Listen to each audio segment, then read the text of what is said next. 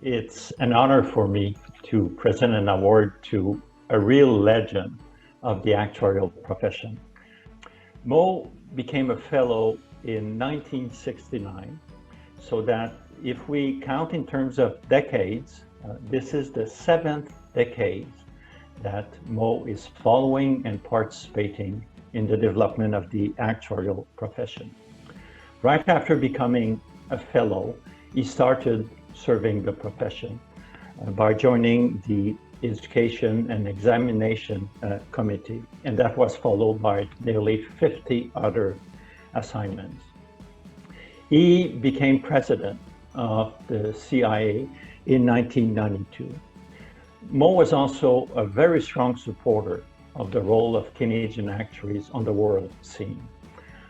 He became actually president of the International Actuarial Association in 2001. He has been an example and a mentor for many, many actuaries, including myself. You may think whether Mo had any time for anything else, serving 50 different times. He had a full, well-deserved, very successful career at Canada Life. He also raised a family. And actually, when I phoned Mo about a month ago to tell him that he's getting an award, he made 2 points. First, he had no recollection that he served 50 times the CIA. And then he started talking about his family because he's very proud of his children. And I think he's going to talk about them during his speech. You may ask yourself, where did Mo got that passion and enthusiasm to serve the CIA? So at the CIA, we have a secret weapon, and she's Sue. Many of you do not know her, but she knows a lot about our volunteers. And she's telling me that Mo is an early and devoted, passionate fan of Star Wars. So when you look at Mo here, I want you to think of him as Obi Kenobi, chairing the High Council of the Actuarial Jedi and starting by saying, "Let the Force be with us." If you want to know more about his passion and devotion for the actuarial profession, go to our webpage and look at the history book of the CIA. You will see a section there written by Mo, and it will show how much an example he is for all the volunteers. So Mo, thank you for your contribution to the profession. It is well appreciated, and this award is well deserved. Thank you again, Mo. I must say that I was very much surprised to be a recipient of this high level of recognition. Frankly, I had no idea of that extent of my involvement in CIA activities. If anything, that involvement is a consequence of the ease of working with and of the professionalism of my actuarial colleagues far and wide. I'm humbled by this recognition and honor, and despite my surprise, I'm grateful for the recognition that accompanies it. I must also extend my congratulations to my fellow recipient, Rob Brown. Rob has been a stalwart not only of the actuarial profession in Canada, but also of actuarial education here and abroad. On reflection, I believe that there are two elements of my actuarial life of which I'm particularly proud. The first is that in 1991, the majority of members of the CIA saw fit to vote me into the office of President-elect. During that and the ensuing Institute year, I had the opportunity to visit most local actuarial clubs in Canada, and through that to make the acquaintance of actuaries across the country. In addition, it afforded me the privilege of representing the CIA at the Council of Presidents, which met 2 or 3 times a year. That body has since been renamed the North American Actuarial Council. The meetings involved the presidents and presidents-elect of the CIA, the 5 actuarial organizations headquartered in the US, and the 2, now 3, actuarial organizations in Mexico. These get-togethers address professional issues were of then current importance to the organizations. They were particularly useful because individual actuaries were very often members of two or more of the various organizations. I think that was probably regularly the case. And it was necessary at the time to ensure that there were no conflicts, particularly in the rules of professional conduct of the organizations.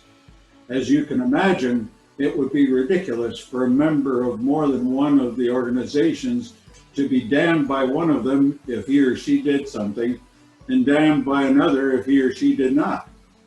And indeed, it was found at the time that such conflicts did exist. Ultimately, it resulted in the US organizations adopting one single code of professional conduct for all US associations, and the CIA adopting one that was in no way inconsistent with that, but which was worded differently because of differences in the Canadian legal and political system. The second personal highlight of my CIA life is that it led to my involvement in the reorganization of the International Actuarial Association. From the time of its organization in 1898, with its headquarters in Brussels, Belgium, the IAA had operated as an organization of individual actuaries around the world.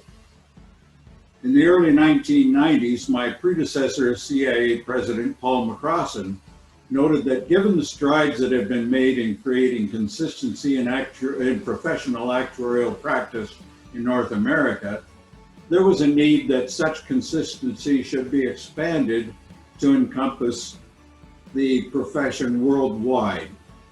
Consequently, in late 1992, Paul and I met in London, England with the leaders of the Institute of Actuaries and the Faculty of Actuaries, and then proceeded on to Brussels to meet with the leaders of the IAA.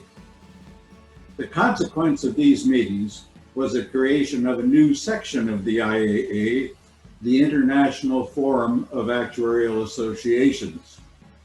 This new section was made up of organizations rather than of individual actuaries.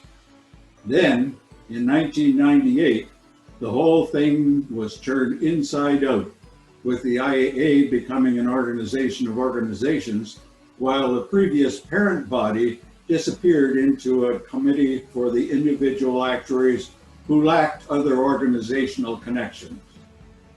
Also, at this time of reorganization, the Secretariat office was moved from Brussels to Ottawa, and there it remains today. Since then, the IAA has grown to encompass 73 full-member actuarial organizations around the world, as well as 28 associate member organizations. I have to express my gratitude to my wife, Mary, for putting up with my devotion of time and energy to my profession. My life, and by association hers, had to a large extent revolved around these professional activities. My involvement derives from birth, since my father, Wilf, was a fellow of the CIA. My peripheral exposure at an older age continues with both sons, Dean and Brent, as well as Dean's wife, Julie, also having earned their FCIAs. Finally, I must repeat my expression of appreciation of the CIA for this honor that has been given me. Thank you. Thank you very much. Your speech demonstrates the important role that you played in making Canadian actuaries and the CIA a model around the world. I want to elaborate on something that I said earlier. I did say that Mo had a long career with Canada Life. This is legally correct. The name of the subsequent company is Canada Life, but his real employer during his full career was London Life. So thanks again for this and for the examples that many actuaries are trying to follow. Good luck, Mo. Thank you.